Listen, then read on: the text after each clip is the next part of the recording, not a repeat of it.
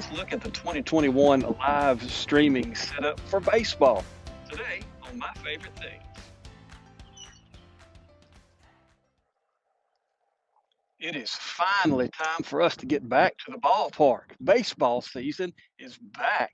And in Texas, we're getting to play some baseball games. I've streamed a few already this year, and I wanted to take the time to show you what my live stream setup looks like for 2021. It is a little bit different than it was a couple of years ago. You know that I didn't get to stream hardly at all last year. I missed most of the season because of COVID, as did most folks. But I have a couple of additions that I'm excited to show you, and I have a great tip that kind of just fell in my lap at a baseball game the other day. I'll wait till the end of the video to show you that one.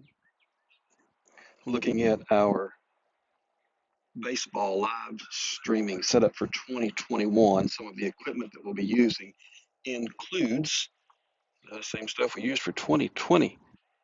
I'm going to be running the Mevo camera. Now I have a pair of starts and a plus. The plus will be my behind home plate camera. The starts will be positioned elsewhere on the infield.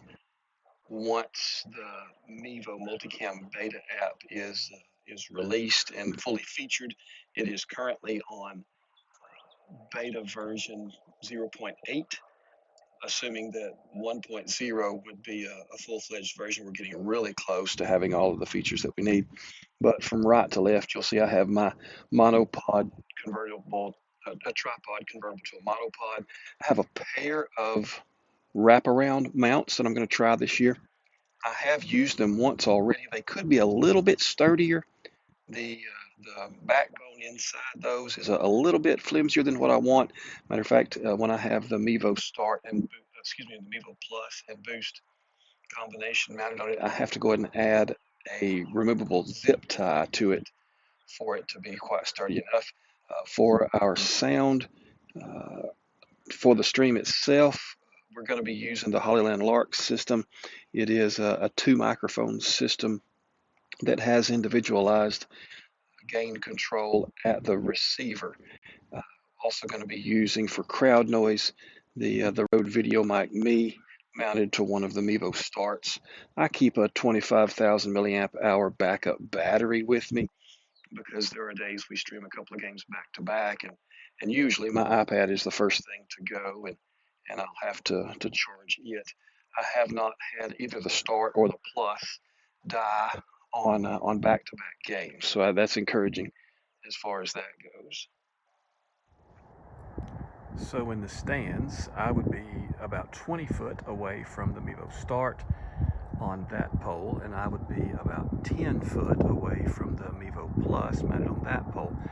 Like I said before, the Mevo Plus is going to be my behind home plate view because it's a 4K sensor, because I can choose the view angle from the Mevo 2.0 app, and depending on how far behind home plate I am, depending on which baseball field that we're at, I can make everything a little bit narrower, so I just catch first and third, or I can do it a little wider if there's not quite as much foul territory behind home plate. And then I'll let the Mevo Start be my rest of the infield kind of camera. It will catch more of the action that happens at first base, anything that goes into right field from there. It won't catch everything around to the foul pole, and of course it won't catch as much of third base as the Mevo Plus will from where it's mounted. But this will give me a 2-shot view. Now that should be something that our folks who get to watch at home would enjoy. Here's our view of the Mevo Start mounted a little bit up the first base line over here to the first base side of home plate, rather, as it would look through the Mevo 2.0 app. Now you can see this is a pretty good shot of most of the field, definitely all the infield, and we're not really even trying to catch specifics about the outfield. But I find that our folks that watch these streams, that is a-okay with them. They can see that something's happening out there, but most of these folks are trying to watch it on a phone screen anyway, maybe on a tablet. There are precious few folks who will turn on YouTube on their television at home and try to watch this as a game that way. Me streaming at 720 in most of the away games, I usually get to stream at 1080 when I'm at home.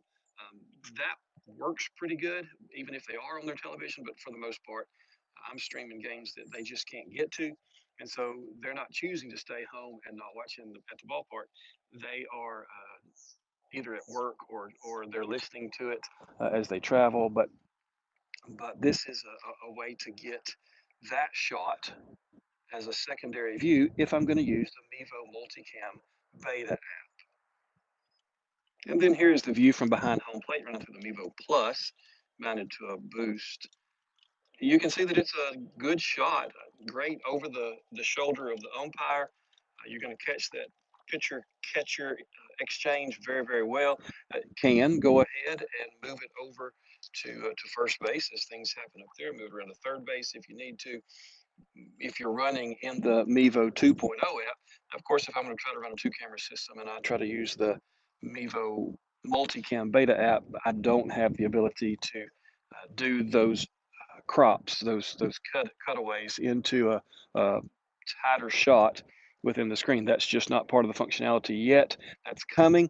So I probably will continue to use the single camera system until the Mevo Multicam Beta is fully fleshed out and I have all the features that I'm used to, in addition to its integration with Vimeo, because I do put up a box score, I mean a scoreboard, and I put up the little bug that has the on base and the outs for each inning.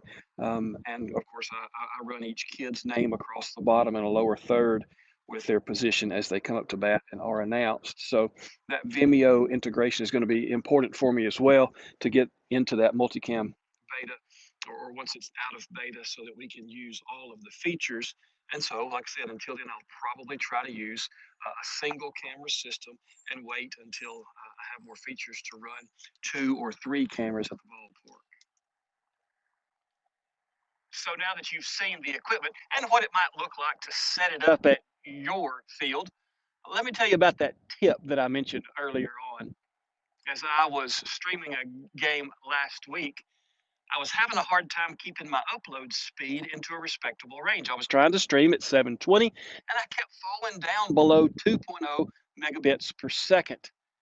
I couldn't figure out, because I'd run a speed test and I knew I had decent signal there. I'd looked at the coverage map for Verizon before I ever even went to that ballpark and knew I should be okay. There weren't a whole lot of people at the ballpark that day. It was a morning. It was kind of misty and rainy, and it was just kind of a nasty morning, nasty cold morning. And we were playing in a tournament, but I couldn't keep my upload speeds where I thought they should be. What I had done is mounted my camera to the pole of the backstop so that I could get a good view from behind home plate. And then I had looked around to try to get my Verizon hotspot a little bit higher. This field's kind of set low compared to a hill that was just behind us where they had the concession area. And as luck would have it, the tower was across that same way. So I was trying to get my hotspot just a little bit higher. Well, there was a tree, kind of like where these trees are right behind me. Well, yeah, there's a little pecan tree right back there. And kind of like where it was, that's probably a little further than what that tree was that I was trying to use. But I thought, well, I'll stick my hotspot up in that tree and see if I can't get my bandwidth, my upload speed a little bit better. Maybe that'll get up and I can get a better signal through. And so I had probably a good 25 or 30 feet between my camera and that hotspot, and I just parked myself right in the middle, right between the two of them, so that my iPad would pick up the hotspot there, and the camera could pick it up as well. The iPad could then talk to the camera, and we'd be in great shape, right? No, it just still continued to struggle. So I walked back to where it was, and as I was standing there trying to figure it out and trying to keep up with what was going on the field, that little hotspot fell, hit me on top of the head, and bounced off on the ground. And in that moment, I thought, well, let's just reverse the process. Let's take and put the hotspot as close to the camera as we can get it, and make the iPad do any extra work to get its signal to and from the two of them. So I took that hotspot and I put it over close to the camera, and in just a little bit, that upload speed crawled up to exactly where it should have been, 3.4 megabits per second on a 720 stream. And it stayed pretty close to that the rest of that stream. So here's my tip for you. If you're having a hard time getting that upload speed, maybe try moving your hotspot, or if you're using your phone through the Mevo hotspot mode, whatever you're using, try moving that closer to your camera. That's probably something a lot of folks already know and they do all the time, and I'm just a little dense. But maybe there's some folks out there that have been trying to put their hotspot closer to their phone or their tablet. And maybe it works the other way around. Get that hotspot, get that connection closer to the camera.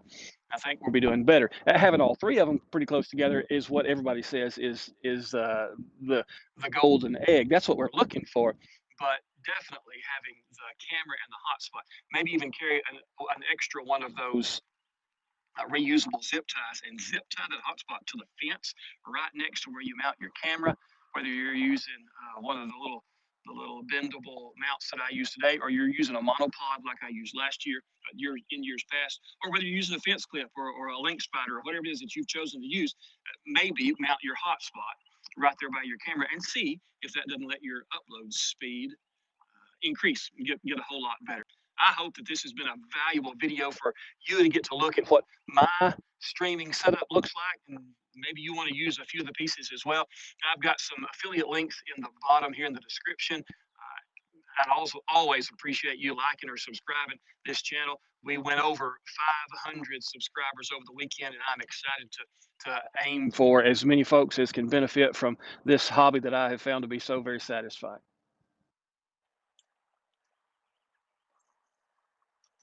Let's look at the 2021 live stream. That sun is so bright, and I've set myself up looking around at it.